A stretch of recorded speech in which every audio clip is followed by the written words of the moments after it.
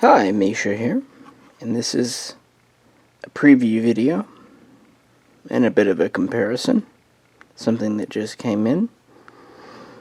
On the top we have the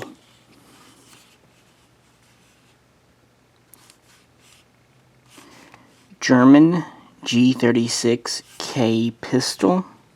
This is a rework, a redo, a weld, if you will, project from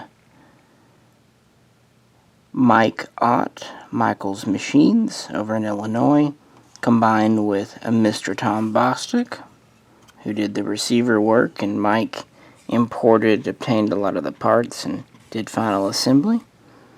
This is set up as a pistol with a Bostic tailhook style brace, an original length barrel with removable flash hider, and we're going to compare it with the T36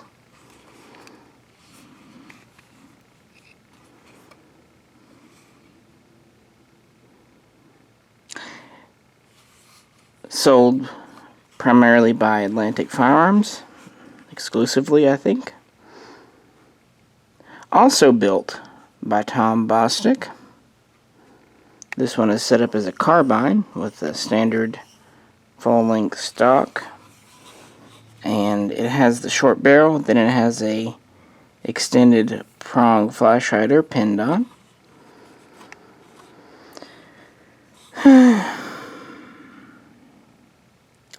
And these are primarily US made parts, including the receiver and barrel. However, some German parts may be used, but don't count on it. It will be a minority. For example, on this one, I think the trigger pack might be German. Whereas the handguard, I'm kind of undecided on. It could be either one. And again, it varies from gun to gun as Bostic builds them. So yeah, both are Tom Bostic. Receiver-wise, the difference.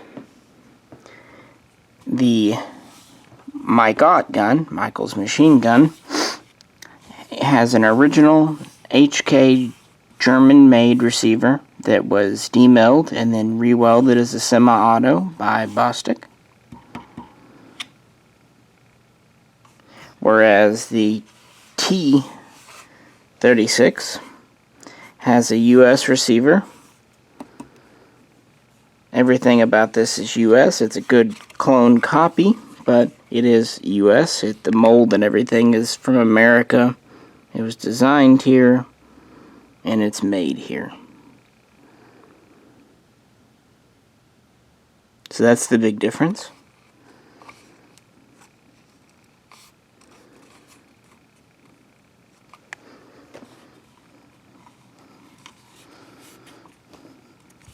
This one has the metal plate in the bottom, which is required.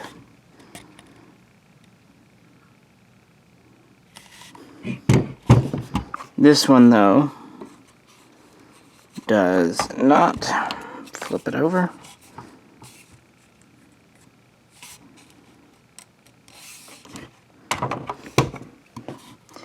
And yeah, looking at the handguard, I don't know, it's really hard to tell.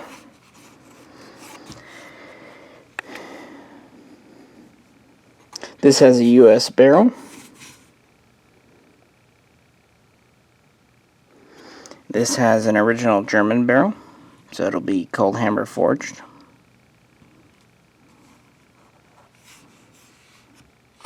Both feed from G36 magazines.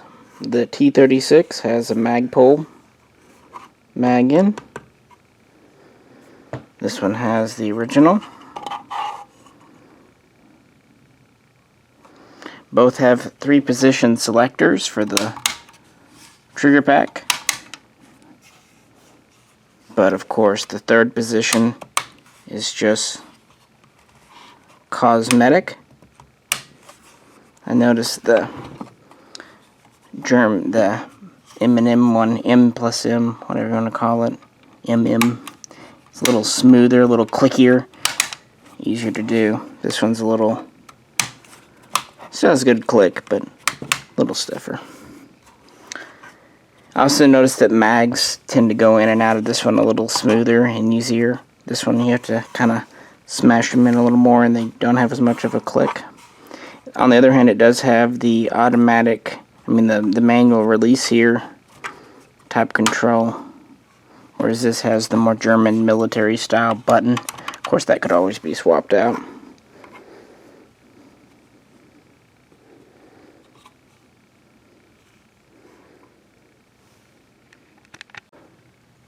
Flipping them over, you can see the original receiver here on this side. Barrel. This is the US made receiver here. Very similar. The carbine, of course, has a folding stock that can latch to the side of the receiver. This is a full-length stock, as you can tell.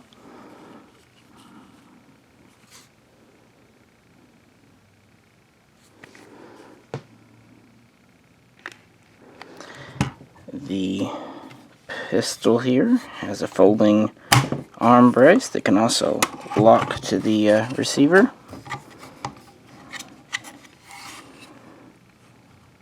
This brace is made by Bostic. Both allow exposure of the ejection port.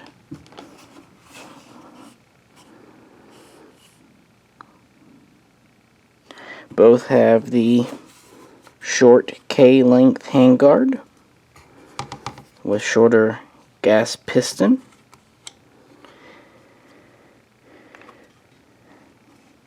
Both handguards do have the heat shield inside with the removable stop in the front. This one has the 12.5-inch barrel with a removable 4-prong flash hider. With this flash hider on, it actually sits pretty deep on the barrel, but with it on, it probably adds, makes the barrel 14.5 inches.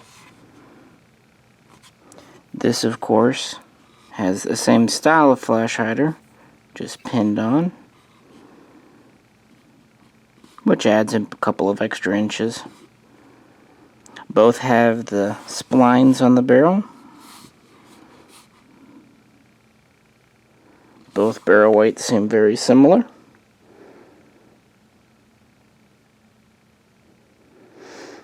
This gun is just a tiny hair under 34 inches. And this gun is right about 36 inches.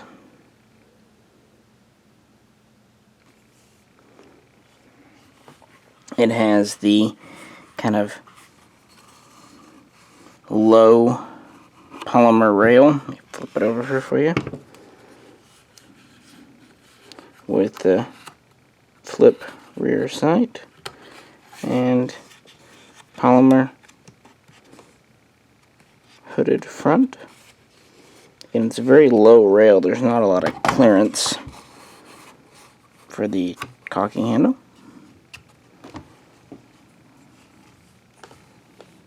This one has more, as you see.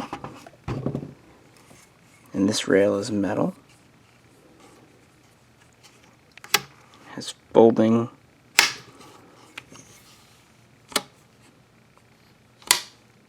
backup sides.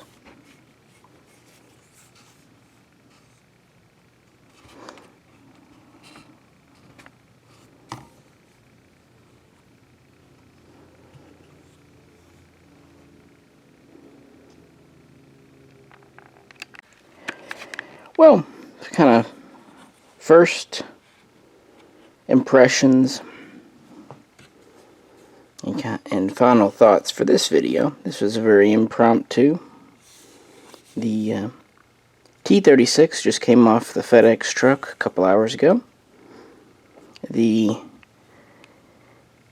G36 we've had for a couple of months and have test fired. This gun, of course, is 100% reliable, and actually a lot of fun. And since this gun is from Mr. Bostic, we expect similar, if not exact, performance.